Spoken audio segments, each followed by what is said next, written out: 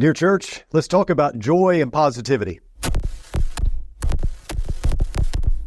Hello and welcome to the Dear Church podcast. I'm your host, Chris McCurley, joined by my friend Alex Mills, all the way from Batesville, Arkansas. Alex, thanks for joining us this morning. Oh, thanks so much for having me, Chris. I'm excited about our conversation. I am too, and I thank you for taking time out of your busy schedule to be with us. Tell us, before we jump into our conversation, just for our viewers and listeners who may not be real familiar, tell us a little bit about you, the work you're doing, your family, all those kind of good things. Well, I've been in ministry for over 20 years and been here in Batesville at the North Heights Church of Christ for 8 years this month, as a matter of fact. Wow. And my role has changed over the years. I came in as an involvement minister. Dr. Myers was the pulpit preacher. And then when he stepped away, we hired another fellow to work alongside with me, and we split the preaching about 50-50. And oh, wow. So that changed just a little bit. And we did that for about 5 years or so. But then back in the spring of this year, our youth minister moved to another congregation, and I have 2 kids in the youth group, and I approached the elders and said, how do you feel about me using the youth ministry as a way to reach into our community, which should be happening at all churches anyway. But sure. I thought, let me try that. Let me do that. Let me put my hand back into youth ministry. I hadn't done it in 20 years, but I thought I'd try it again, and, it's really working really well. Of course, I'm, just about 5 months into, or maybe 4 months into it right now, but it's a lot of fun, and I really enjoy it very much. So that's what I'm doing right now. I graduated from Harding University. I got a master's degree from Bear Valley a few years ago, and then I am this week finishing my MDiv with Amridge University. So wow, and at that point, I'm like, that's it. I've got to take a break from school for sure. I don't blame you. Kind of trial by fire, getting back into youth ministry in the summer, right before summer. I mean, oh, I know it. But you know what? I hit the ground running, and it's been a great summer to build relationships with our kids. And it's just been absolutely wonderful. Now I'm ready to get into the classroom with them and teach on a regular basis. So it's going really good. That's fantastic. And I know it's going well. I see the stuff that you do on social media, and you're very active. And, one of the reasons I wanted to have you on here is because of your positivity, always smiling, always upbeat, always encouraging, just a true Barnabas. And I felt like that was something that we need to highlight in our churches more, definitely on a daily basis as we live this Christian life. But, on the podcast, talking about the joy that is found in Christ. And I think about Philippians 4, rejoice in the Lord always. And again, I say rejoice. And I got to be honest, I read those words and I think, really, Paul? Like, are you serious? Right. Of course, he's, writing these words as a jailbird. And you're thinking, well, if he can say that in his predicament, then why can't I? But talk a little bit about, Alex, where your joy comes from and how we as Christians should be the most joyful people on the planet, right? Yeah. Well, first of all, I think you're exactly right about going to the book of Philippians is the perfect place to start if you wanted to find out about joy. I think it's mentioned like 16 or 17 times in the text, the word joy or rejoicing. And you mentioned how it's, we think about Paul's context of being in jail whenever he's writing this to the Philippians, but also at the same time, we have to consider that the church in Philippi is going through some difficult times as well within their own church, like the unity that they're having to face.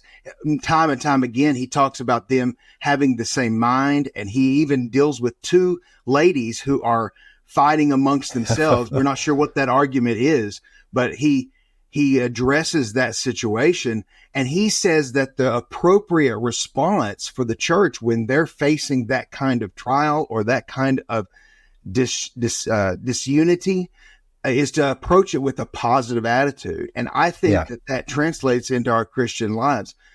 I don't think that what God is expecting of us is to see difficulties in our life and always just say, well, I know I'm going through this, this horrible thing. I've got to be happy about it anyway. Right. there is a time where you're going to be upset. There's going to be a time that you feel depressed. But I do believe that we can have perspective on that and say, I know I'm going through this difficult time, but yet still I can rejoice. And again, I say rejoice. And I think the key thing is to see the overall big picture of it. When you're in the middle of the storm, that's the difficulty, and it's appropriate for you to respond with those kinds of emotions. But overall, we have to have that big picture in mind, knowing that God's going to take care of this. He has always taken care of his people. There's never a time, even when I think about Israel's history, even when they were going through difficulties, mainly because of their own sins, God still takes care of them. He still has a plan. We follow that plan, and that's where we can still find rejoicing. So that's I think a good perspective to have. Yeah, you said a lot there. I'll back up us a little bit on what you mentioned about the setup to Paul's words, rejoice in the Lord. As always, again, I say rejoice.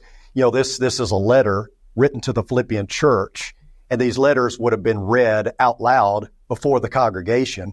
And can you imagine that? Whoever's reading it out loud, and Euodia and Syntyche sitting in the audience, and they're saying, can you two just get along? And what's interesting is Euodia, the name means sweet smell, right, and the name Syntyche means friendly. Right. But apparently they weren't living up to their names. And we see Paul do this over and over again in his letters. He deals with issues, and then he gets right back on track. The gospel, Jesus. And that's where we got to stay, and that's what we got to be unified on. And I love that. And then, like you said, he jumps into from that to, this is why we have this joy, is because we're all a united front. We have the hope of heaven. And so let's get back to that. Let's remember where our joy comes from. Let's remember the source of that joy. The other thing that you said I think is important is this is not just some pie in the sky kind of thing. Right. I don't think that we need to belittle or suppress someone who's going through difficulties. Like, you need to just cover those things up and hide them and just be joyful anyway. Put on a smile even though you don't act like it or feel like it. And I think it goes back to something I've talked about several times in sermons, is the vertical versus the horizontal. Yeah. The horizontal is everything that's going on around you and all the difficulties and trials and adversity you may be facing, whereas the vertical is your relationship with God. And so anytime something's not right or amiss in the horizontal, you look up and you go vertical, right? And remember that relationship. Talk a little bit about that. And I know you do some counseling and you work with folks that are dealing with tough times in the horizontal. How do we reconnect with our joy when that's going on? Well, I cannot take credit for this. This was actually something that one of my teachers gave me the tool to be able to use this when I'm counseling people. Dr. Jerry Martin, he's a licensed counselor and a preacher in Southern Arkansas. He said, when I'm helping people through difficult times, he encouraged them to write out a list of things that they can control and then things that they cannot control on the same piece of paper, and then to take those two things and pray about both of those things. Yeah. And then on that piece of paper, you rip those two lists apart. And I always encourage people, take that list that you can control, hold on to it for a while. And then that stuff that you cannot control, the difficulties that just happen around us, situations happen around us, you destroy that list in some way. I've encouraged people, burn it. Rip it into shreds, put it through a shredder, whatever it takes, destroy that list. And I know it doesn't mean that you're actually getting rid of those problems, but there is something therapeutic about taking that list of things that you've written out that are things that are out of your control, that are causing you problems, and destroying them in a literal sense of that, that list. And metaphorically, you're taking that list and you're saying, I'm not going to let those things I cannot control me. And so you begin to concentrate on those things that you can control, and I have found that has worked really well with people, and I encourage people to do that. I've counseled a few people over time, and I'll tell them at the very beginning to do that. And then it may be 6 months later, and we have to do that again. It's not a one time, okay, now I've got it all figured out. You may have to revisit that list. You may find the things that you put on the list, 6 months ago are still on that list, on both of them. But that still, there's something that's really good about it. That's a very practical way of saying, I understand where I'm at. It's, being self-aware, and I'm going to have a positive attitude about these things I can and cannot control. Yeah. I had a counselor tell me one time, instead of trying to distract from those things that cause you worry and anxiety, embrace them.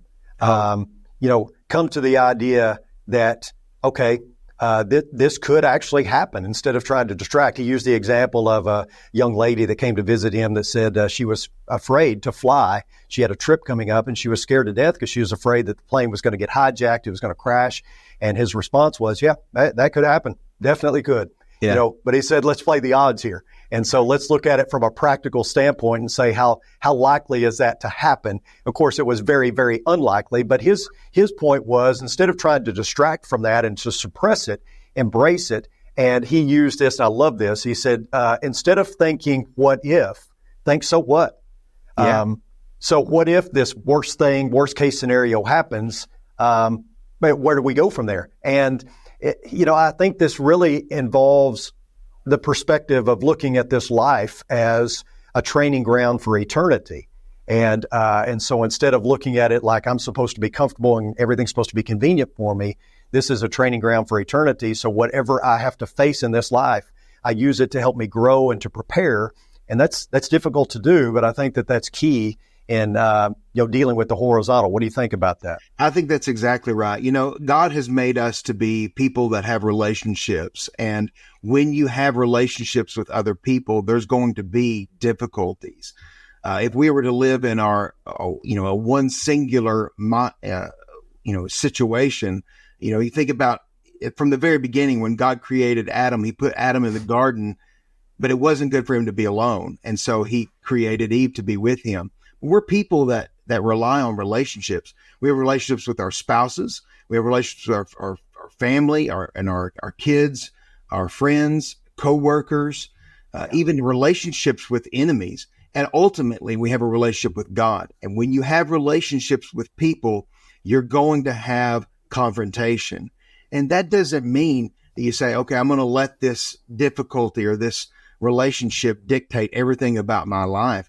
You can still have a positive attitude, even with the difficulties that may come from those relationships. And I think that our relationships are ones where we can influence each other, and that goes back to that positive attitude. And so, if I really, I know that the scriptures teach us that. Well, Jesus says it, doesn't he? He says that if I'm going to really be in his kingdom, if I'm going to be, a follower of his, then I'm going to have to love my enemies. And while that's difficult, that is a positive spin on something that is so worldly culture. The rest of the world says if they're your enemy, then you need to hate them and you need to make everything difficult for them. Whereas Jesus flips it and says, actually, we're going to be positive about this and you're going to love your enemies. Now, listen, that's difficult. And I'm not great at that.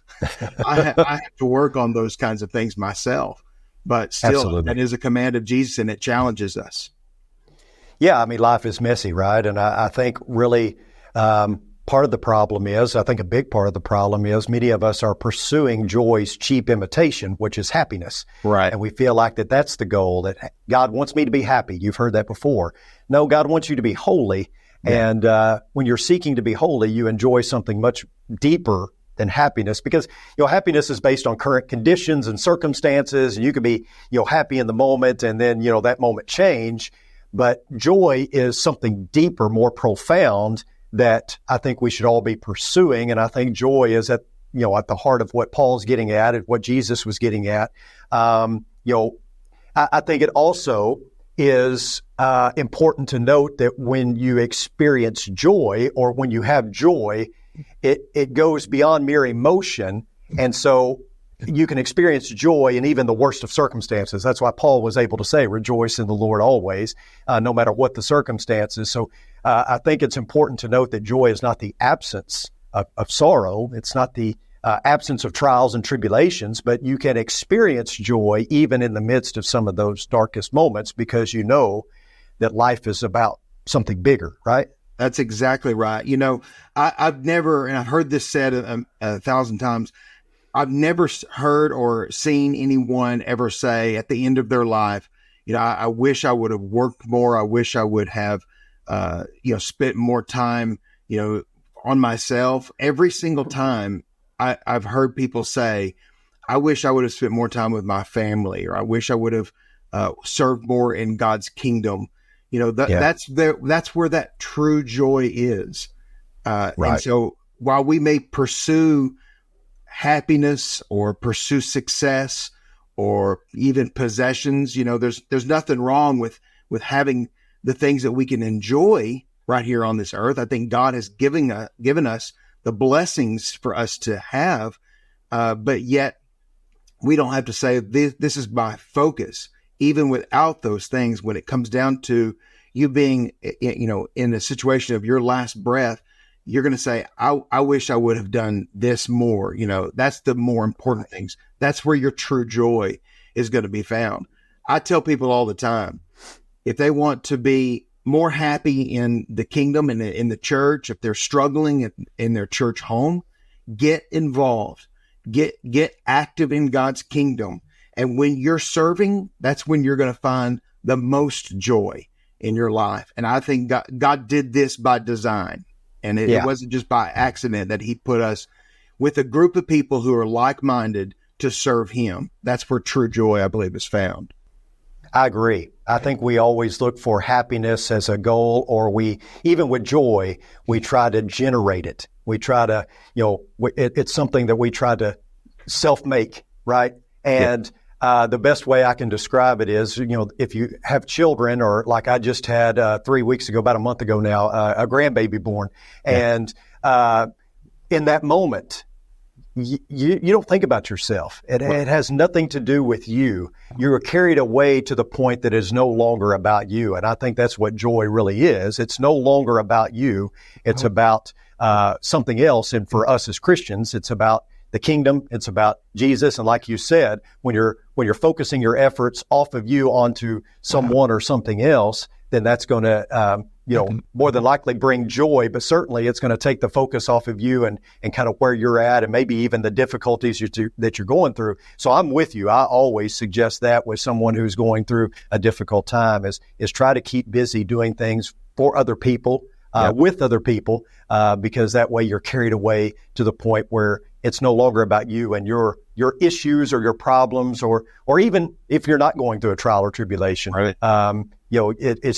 It's good practice, right? That's right. Well, and we teach our kids, an acronym for joy is Jesus, others, and then yourself. And I think sometimes we, maybe as we get older, into adulthood, we forget just the simplest of things. And if we will keep that in perspective, that's where joy is truly found. Yeah. Yeah, I love what it says in 2 Chronicles chapter 20. So to give some context for our viewers and listeners, Jehoshaphat is on the brink of this epic battle, and there's a great multitude of nations with an overwhelming military advantage, and they're preparing to invade Judah. Facing a dire situation, the king gathers his whole nation, and he did the only thing that made sense. He cried out to God, and his prayer is this: "Our God, will you not judge them? For we are powerless before this great multitude that is coming against us, nor do we know what to do, but our eyes are on you."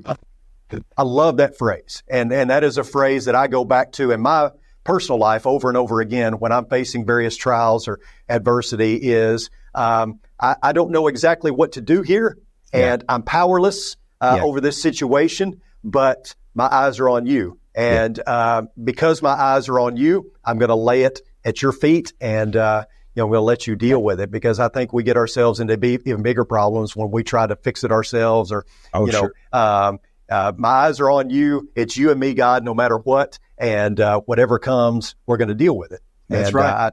Yeah. I was going to say, my grandfather used to say, as a teenager, he would tell me, he'd say, Alex, you are not the manager of the entire universe. If I try to figure out how everything's going to play out, how everything's going to fit just right, and I want to be the one that makes it happen. If I try to do that, it's going to fall apart. Yeah. And so I think even now, we will try to take on so much, and that's going to steal our joy. That's going to take us away from what's really important. Is taking on too much, trying to manage it all ourselves. And when we really just hand it over to the Lord, that's when we can find joy and happiness, because when you hand it over to Him, He's in control over it. And so if you truly trust in Him, you let Him handle it. And whatever happens, you know that He's got your best interest in mind. Yeah. I recently put a transmission in my truck, which, that hurts. It hurts your pocketbook. But, when you get some big purchase like that, you get a warranty with it, which is a guarantee, at least in theory, that if something happens within a year or two of this, buying this new big product, that they're going to take care of it. The manufacturer is going to take care of it. Yeah. And that's who you want taking care of it. That's who you want giving you the warranty, is the one who made the product, right? And, you look in this world around you and you see that it's messed up and things are not right. It's askew. And, but we have a warranty, from God, that He's the manufacturer of this. When I try to fix it, when I try to, to get it back in order, I obviously make it worse. Why do you not want the manufacturer, taking care of things and making sure that it's put back right? And we know that that's going to be the case. And so waiting and letting Him work is a tough thing to do, and trying to find joy in the moment. That's tough, is it not? Oh, absolutely it is. We tell our kids, I've told my kids since they were little, I would ask them, who made the frog? Who made the giraffe? And they'd say, well, God did. God did. Well, He made you. And so those simplest things need to be reminded in us. And when we let the Lord, the maker, the manufacturer of everything, handle those things, it really helps us to find the joy, and we don't have to take on everything ourselves. Yeah. I know that you lead by example in this area. What are some things that, maybe that you try to do consciously to help the folks there at North Heights be more positive and to exude joy? Is it just leading by example, or are there ways that you try to teach that? Well, I think a lot of it is example. One of the things that I've been taught by other mentors in my life is to just never especially in social media, never post something that is negative in our lives. And I'm not saying that you live falsely behind all that, but we have seen, and especially in a political season, people will gripe and complain about anything and everything. If they don't have anything to complain about, they'll complain about not being able to complain. And so that's something that I really strive to not put out on social media, because of the influence that we can have with a multitude of people. That's not a place for me to air out my grievances. True. In my personal life, sure, I've got people that I can go to and to say, this is not good. I need help. I don't like this. Sure, I get that. Those are personal things that I'm going to do. But I don't need to get on social media and complain about the checker at the grocery store about how slow she was. That's not going to do anybody any favors. That checker's never going to see that. But what happens is my friends or my family, they see that kind of a post and they say, well, he's in a sour mood today. Maybe it's justified. Yeah. Maybe it is, but he's in a sour mood today. And that spreads. And I think that can spread super fast, even subconsciously into people's lives. So I'm going to do my part, that I'm going to put positive things out there on social media as much as possible. And so uh, I'm going to smile. You know, smiling is a key thing. You know, you It mentioned is. that I smile all the time. Well, I think that helps people, you know. I'll tell you another thing I do, and I did it with our teenagers this summer. We'd be driving, going somewhere, and I would honk the horn in the van and just wave at random people. And our teenagers are like, "Oh, do you know him?" You know, Yeah. you know that guy? I'm like, I don't, but maybe he needed somebody to wave at him today, you Yeah. know? And so then our teenager, I don't know, maybe hopefully it gets down in their brains. They'll start thinking, I need to be friendly to people. Yeah. And so even the stranger you want to be friendly to that you may never see again. And so I try to live that way. I'm not perfect at it. Listen, I've gone into, a store and maybe I get horrible customer service and I get upset about that as well. But I am learning and I say learning because I'm not saying I've learned this. I'm learning. I've got to take that into perspective and I still have to be positive. Chris, let me tell you one story about that will illustrate. Please do. If you don't mind. Friday, our whole group, I had 28 people going to Christ Quest in Mountain Home, Arkansas for their youth rally. And we had rented 2 vans from Enterprise weeks ago. And so in Batesville, listen, it's a huge metropolitan area, right? Not really. But we have one place that we can rent vans from, and that's the Enterprise at the airport in Southside. And so I go up there that Friday morning to pick up 2 vans. I've got 2 drivers. I'm ready to go, right? They said, well, Mr. Mills, we have 1 van for you. And we're leaving in a few hours. Yeah. And so that's the time that I could sit there and just be irate. Now, I did say in the moment, I said, this is not good. This is horrible service for me it's that Seinfeld episode. I don't know if you've ever seen it. He's rented a vehicle. You know how to take the reservation. You just don't know how to hold the reservation. Yeah, you can take it all day long. Well, that was my situation Friday. Well, all I knew is I could control the fact that I have got these kids ready to go. I can control the fact that I rented them. I can't control that I don't have a van right now to take them.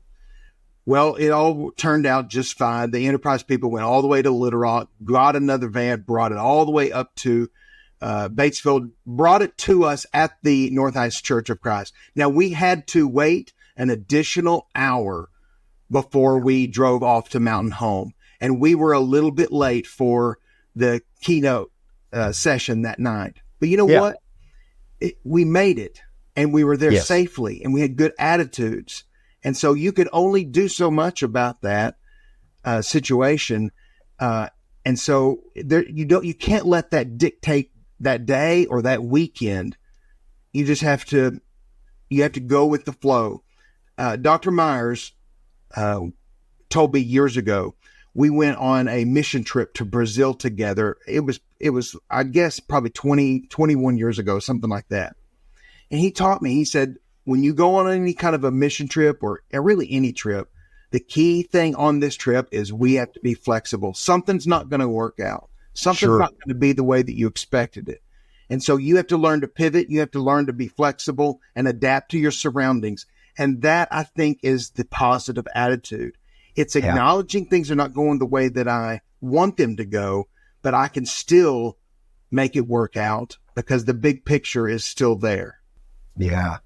I love that. Big picture. I mean, that's the key. Have the long haul view in mind. That's right. Tell us, I know that people can find you on Facebook and see some of the stuff you're doing. How can people reach you and to kind of pay attention to what's going on there? Yeah. So a couple of things. I'm on Facebook for sure. I'm on Instagram as well. You can always go to our northheightscoc.org website. You can find my email there if you want to email me as well. I'm on TikTok as well. And let me just say this real quick too, Chris. My wife and I do marriage workshops called To Have and to Hold. And we've done one in Hutchinson, Kansas earlier this year. And we've got another one planned in Huntsville, Alabama. And then I'm hoping that actually the Mountain Home Church Mountain Home is looking to try to figure out to schedule us. That's another way that we try to spread joy. We think that if people will work on their marriages, that translates into, well, healthy marriages translates into healthy families translates into healthy churches translates into healthy communities. Yes. And so I think starting with that is a good way to spread joy, to be honest with you. So our To Have and to Hold is also on Facebook and also on TikTok. And so we try to post some videos. Now, this summer, we've been busy with youth ministry. And so It's not gone by the wayside. We've just not had the time to put much into putting much content out there. But that's about to pick up. So be looking for that as well. Absolutely. You're in a great place. That's where I started in ministry, as North Heights, and I'm doing the same thing you're doing now. I started in youth ministry. Love Batesville, love that area, love North Heights, and I love you and appreciate what you're doing there. And I want to tell our viewers and listeners, if they have a question about today's episode, they can email me at chris.mccurley@rippleoflight.com. We'll make sure that if you have a question for Alex specifically, we'll send it on to him, and I'm sure he'd be more than willing to answer any question you might have. Hey, thanks again for being on here. I loved it. Oh, my pleasure. It was absolutely wonderful. I appreciate you. You have a great reputation here in Batesville and are always welcome to come back anytime. Well, I look forward to doing that. I love that place, and love all of you that tuned in. Thank you for watching or listening. Until next time, may the Lord bless you and keep you. Sincerely, Chris.